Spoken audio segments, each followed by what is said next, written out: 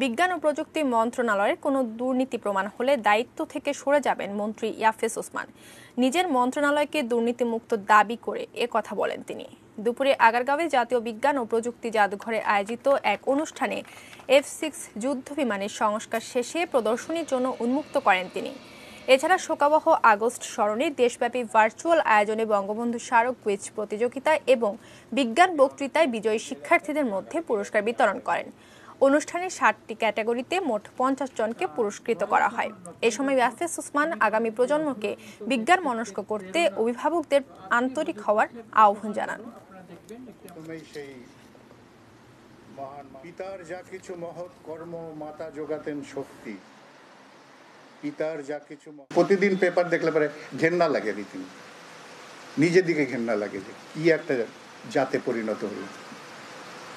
যাকেই দায়িত্ব দেওয়া হয় সেই দায়িত্বের বরখেলাপ করে। আমি তো বুকে হাত দিয়ে বলি যে আমার এখানে করাপশন বন্ধ হয়ে গেছে। প্রমাণ করেন, কেউ যদি পারেন প্রমাণ করে দিয়ে না, আমার আপত্তি নেই, আমি ছেড়ে দিয়ে চলে যাব।